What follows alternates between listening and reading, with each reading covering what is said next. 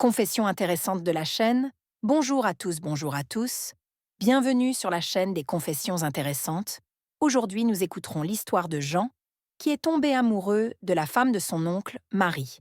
Si vous avez aussi des histoires à partager, vous pouvez les envoyer au compte affiché à l'écran. Sans perdre plus de temps, passons à notre histoire. Bonjour, je m'appelle Jean. J'ai 28 ans maintenant et je suis marié. Quand vous avez vu le titre de mon histoire, vous avez peut-être été en colère contre moi. Et vous avez raison. Mais je veux raconter cette histoire. Et je sais que lorsque vous l'écouterez, vous me comprendrez. Ma tante Marie m'aimait beaucoup. Et si vous saviez dans quelles conditions elle avait accepté mon oncle, vous seriez choqués. Je pense que j'ai sauvé la vie d'une femme. Comment vous le voyez, je ne sais pas, mais je l'aime tellement. Et je l'aimerai jusqu'à la fin de ma vie. Et elle m'aimera aussi. L'amour, c'est quelque chose comme ça. Le fait qu'elle soit mariée n'est pas une raison pour ne pas être amoureux. Et je veux exprimer mes sentiments. Je veux que vous écoutiez cette histoire d'amour et que je vous raconte à quel point ma relation avec ma tante était bonne. À cause de cet amour, je ne parle plus ni à ma mère ni à mon père. Je les aimais beaucoup, mais ils m'ont trahi et ne m'ont pas soutenue. J'ai dû me battre seule contre mon oncle et j'ai pris Marie d'entre leurs mains. La vie nous présente de telles histoires.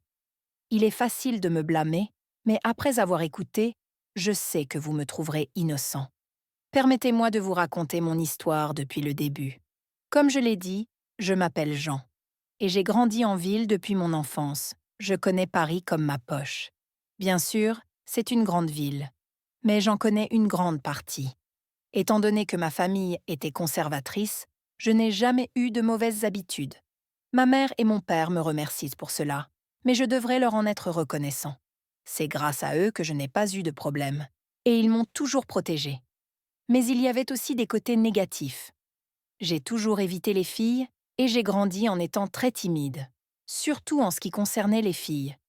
On se moquait toujours de moi, et à cause de cela, j'étais toujours en colère contre ma famille.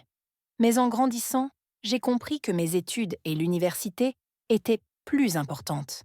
Et je pensais que c'était bien de ne pas avoir accordé trop d'importance aux filles. C'est pourquoi je n'ai jamais touché une fille jusqu'à mes 22 ans. J'avais peur de parler aux filles. Tout cela à cause de ma famille. Mais j'avais commencé à gagner beaucoup d'argent à partir de mes 23 ans. Je gagnais des sommes que peu de gens pouvaient atteindre, et je le devais à ma famille pour cette raison. J'avais désormais ma propre entreprise.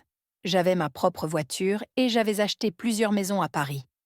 Pendant les vacances, depuis mon enfance, nous allions chez mon oncle, qui vivait dans un village près de Lyon.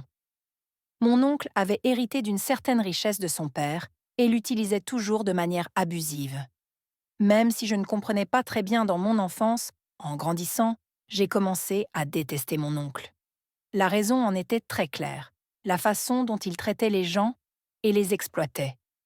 Il avait 7 ou 8 femmes et ne se lassait jamais de se marier avec d'autres. Je ne comprenais pas cela et j'avais commencé à le détester. La première femme qu'il avait épousée, Céline, était celle avec qui je parlais le plus et qui me traitait comme son propre enfant. Céline n'avait pas eu d'enfant à cause de problèmes de santé et mon oncle ne l'avait pas divorcée, mais avait pris une autre femme par-dessus elle. Il la tourmentait toujours parce qu'elle n'avait pas d'enfant. À l'âge de 24 ans, ma mère et moi avons décidé d'aller au village pour les vacances. Céline était très heureuse de nous voir. Maintenant que j'avais grandi, elle avait beaucoup vieilli aussi.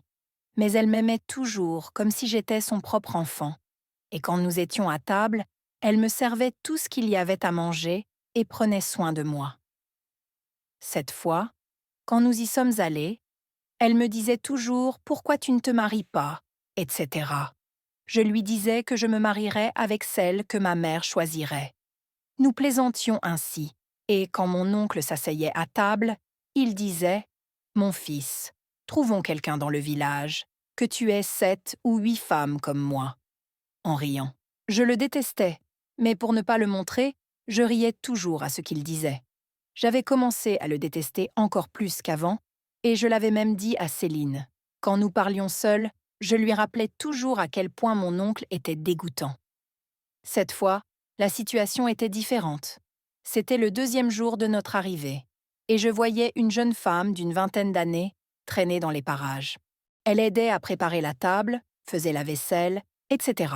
J'ai pensé que c'était peut-être quelqu'un de notre famille ou qu'elle était mariée, alors je ne l'ai pas regardée. Mais elle était si belle que je l'ai remarquée plusieurs fois. Je pense que je suis tombée amoureux d'elle, je ne savais pas. J'avais honte de demander à Céline qui elle était. Je pensais à elle depuis 2 jours et mon cœur battait fort en me demandant si elle m'aimait bien. Je ne pouvais pas dormir la nuit et je pensais toujours à elle. Demain, je demanderai à Céline qui elle est. En fin d'après-midi, j'ai pris mon courage à 2 mains et j'ai demandé à Céline qui était cette femme. Mais je l'ai demandé d'une manière que Céline ne se doute de rien et ne pense pas que je ressens quelque chose pour elle. Céline m'a alors répondu que mon oncle était allé chercher une fille dans un autre village. Il avait un champ dans un village proche. Un homme qui vivait là-bas avait pris le champ en échange de sa fille. Mon oncle avait accepté cette offre et maintenant la pauvre fille travaillait toute la journée. Peut-être qu'elle aurait pu se marier et être heureuse, mais elle a épousé un homme de 35 ans, son aîné. Quand elle a dit cela, j'étais fou de rage. Comment un père peut-il donner sa fille en échange d'un champ? J'étais très en colère. Je pense que j'étais amoureux de cette fille et je devais l'épouser. Mais mon oncle était là, et cette fille était mariée. Comment cela allait-il se passer? Je ne savais pas. J'étais là pour encore un mois, et je devais faire en sorte qu'elle tombe amoureuse de moi. J'ai rassemblé mon courage et, après quelques jours, elle travaillait seule dans la grange. Voyant qu'il n'y avait personne autour, je m'approchai d'elle. J'étais timide, mais je devais avoir cette conversation. « Bonjour, Marie », dis-je. Elle me regarda mais ne dit rien. Je lui dis aussi de ne pas être timide et de parler, s'il te plaît. J'avais du mal à lui faire sortir des mots de la bouche, et elle ne voulait pas parler. Finalement, je lui dis que je l'aimais et que je la ferais s'enfuir avec moi. Elle m'a dit « Non, ne fais pas ça. Tu ruinerais ta propre vie. Ton oncle nous tuerait tous les deux. » Je lui dis « Depuis que je t'ai vue, ma vie a déjà changé. Je suis tombée amoureux de toi et je ne peux pas m'en sortir. Je t'aime tellement et je veux me marier avec toi. Viens, allons ensemble en ville et je te trouverai un travail. Tu n'as pas besoin de m'aimer, mais je veux te sortir d'ici, dis-je. Elle me regarda et dit « Je t'aime bien, mais ce n'est pas possible. Ton oncle ne le permettrait jamais. » En entendant qu'elle m'aimait bien, j'étais sur un petit nuage et je me disais que je mourrais pour sauver cette fille de là. Mon Dieu, merci de m'avoir donné une telle femme. Je devais d'abord en parler à Céline. Quelques jours passèrent et je parlais à Marie dès que j'en avais l'occasion. Une semaine plus tard, j'ai tout dit à Céline et je pensais qu'elle me soutiendrait. C'est ce qu'elle a fait, mais elle m'a dit de faire attention, sinon mon oncle me tuerait. Céline a dit qu'elle était mariée avec mon oncle légalement et que les autres femmes, il les avait épousées religieusement. C'était un salaud, après tout. Il devait faire comme ça. Céline a également dit qu'il y avait un problème avec Marie. Elle n'était jamais tombée enceinte depuis qu'elle était là. Mon oncle avait même payé pour amener un médecin à la maison, mais les médecins avaient dit que le problème venait de Marie. J'étais en colère parce que ce salaud de mon oncle avait touché Marie, mais j'étais toujours amoureux de cette femme. Marie devait être à moi. Si nous ne pouvions pas avoir d'enfants, nous adopterions. Cela ne me dérangeait pas du tout. Céline et moi avons élaboré un plan, et je devais convaincre Marie de s'échapper des griffes de mon oncle. Céline a essayé de convaincre Marie pendant 1 semaine, et finalement, elle a accepté. Même si rien ne s'était passé entre Marie et moi, elle allait faire semblant qu'il y avait quelque chose entre nous. Je lui ai dit qu'il valait mieux mourir que de vivre dans cette prison, et finalement, elle a accepté ma proposition. Elle en avait assez de cette situation. Ma mère n'était au courant de rien. Je ne savais pas quoi dire à ma mère à ce sujet. Le jour est venu, et j'ai dit à mon oncle que j'aimais Marie. Ce jour-là fut le jour le plus difficile de ma vie. Mon oncle et moi avons commencé à nous battre, et je l'ai poussé contre le mur. Je vais prendre Marie, et elle a mis de côté sa timidité et a dit tout ce que je lui avais dit. Si tu nous fais du mal ou si tu nous fais quoi que ce soit, je te dénoncerai à la police et je te ferai payer pour tout l'argent que tu as gagné de manière illicite, lui dis-je. Si tu ne veux pas passer le reste de ta vie en prison, arrête ces affaires et laisse-nous tranquilles, dis-je. Mon oncle voulait me tuer, mais finalement, ma mère a commencé à supplier et il a accepté. J'ai pris Marie et je suis venue à Paris.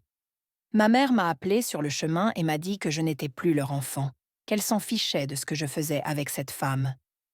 Mes yeux étaient remplis de larmes et le fait que ma mère et mon père ne veuillent plus de moi m'a vraiment affectée.